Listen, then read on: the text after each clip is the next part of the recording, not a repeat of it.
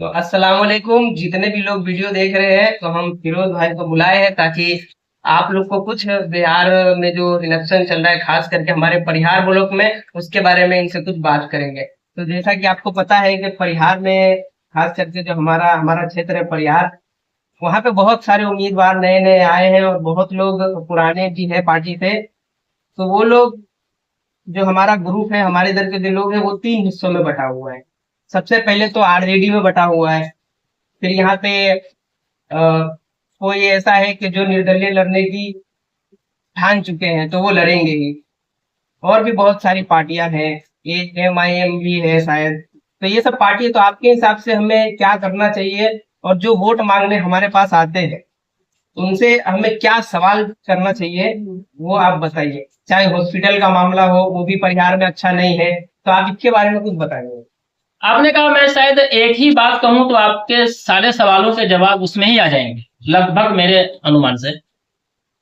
आपके परिवार में शायद एक सरकारी हॉस्पिटल हाँ है। है ना? आप कभी उसमें गए होंगे, मैं तो नहीं गया हूं, मुझे पता भी नहीं कहाँ पे, लेकिन है। लेकिन इतना हमको पता है, ये नहीं पता है कि हॉस्पिटल कहाँ पे, लेकिन ये हमको पता है कि हॉस्पिटल की जो कंडीशन है, अगर आपके घर से कोई उसमें जाता है इलाज कराने के लिए, देखिए हमारे बिहार सरकार सहूलत देते हैं, ये नहीं कि हमारी सरकार जो सहूलत नहीं देती। खाते कौन है? उसके नीचे वाले, जैसे कि हमने भी परियार जो हॉस्पिटल की हमने बात करी, उनके जो सीनियर अधिकारी है, वहां तक हमारा जो बिहार सरकार है वो तो फंड पहुंचाता है, लेकिन वहां से हमको पैसे दे के लेना पड़ता है। आप कभी गए होंगे, मैंने काफी लोगों से सर्विस पूछा, उतनी अच्छी नहीं है, कुछ सर्विस अच्छी कुछ है, नहीं कुछ है। अच्छी नहीं है। आप अगर दवा खाने के अंदर एंट्री करेंगे तो मेरे ख्याल से सबसे पहले तो आपकी बदबू से नाक फट जाएगी। इतने थूक वगैरह होते हैं, पता नहीं बिहार सरकार उसकी मरम्मत के लिए, देखभाल करने के लिए कोई वर्कर रखे हैं, कोई और नौकर प्लस रखे में हैं कि नहीं। परिहार में जब बारिश होती है, तो परिहार और उसमें वो है सरकारी हॉस्पिटल, ये तो प्रॉपर्टी सरकार की है, लेकिन उसमें सरकारी स्तर पे काम नहीं होता है।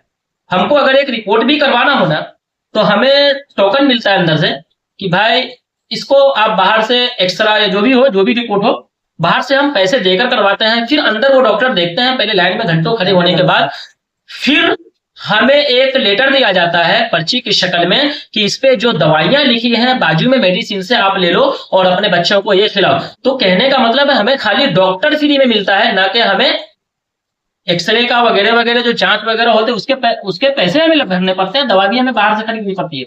तो सरकारी हॉस्पिटल रहने का कोई फायदा नहीं है। अगर हमारे घर में, आपके घर में किसी को डिलीवरी हो जाए और हमारी आपकी ताकत ना हो उसको उसके पीछे उतना खर्च करने की, तो हमारे पास एक ही ऑप्शन होता है कि हम सरकारी हॉस्पिटल में लेकर तो जाएं। आपके हिसाब से जो भी पंचायत है गांव में, हर पंचायत में एक छोटा अस्पताल तो होना चाहिए ना? क्यों नहीं होना चाहिए? हमारे हमारे हर गांव में होना चाहिए। हमारे गांव की आबादी आप देखिए, क्योंकि अभी बिहार में बहुत ज्यादा गरीबी है।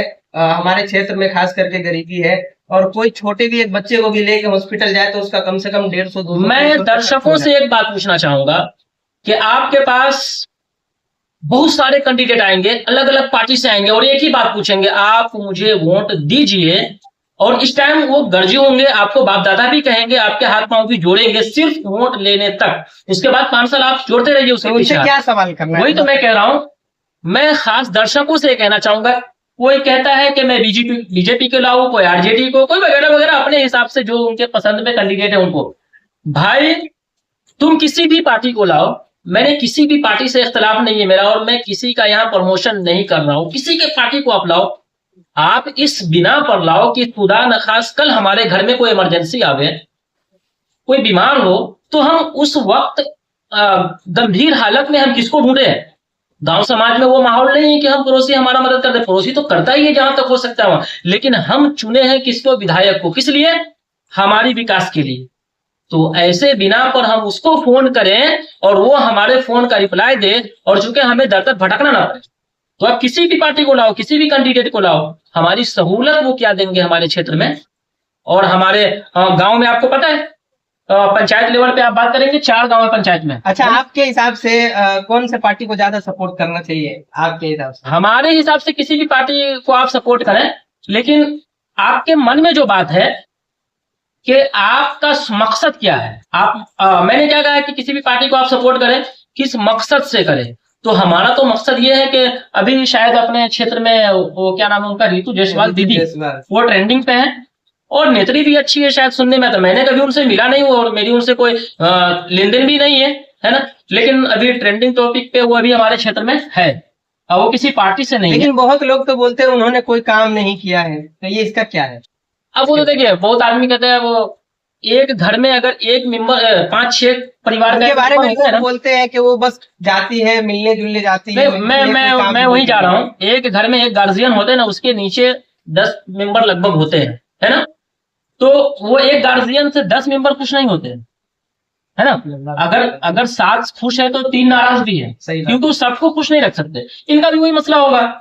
अब ये क्या अच्छा कर रहे हैं क्या खराब कर रहे हैं आपको भी मालूम होगा, आप इसी क्षेत्र के हैं। लेकिन मैं यही कहूंगा, अगर उनकी सरकार आप लाते हैं हमारे क्षेत्र में, तो आप उनसे बोलिए कि कल होकर आप हमारे मुंह तोड़ का जवाब ना दे और हमें निराश ना करें। मैं किसी भी मुद्दा को लेकर आपके पास जाऊं। तो ठीक है दोस्तों, वीडियो बहुत ज्यादा लंबी हो जाएगी, फिर इससे अच्छा है कि वीडियो हम लोग कल बनाएंगे, और जो भी बचा हुआ है तो आप तैयार रहिएगा कल का वीडियो देखने के लिए। इसमें और भी बहुत ही अच्छी बातें होंगी, और ये जो भाई बोले बहुत अच्छी बात बोले, आप इस पे गौर फिक्र करिए और अपने वोट को जाया नहीं कीजिए, अच्छे से सोच समझकर वोट दीजिए।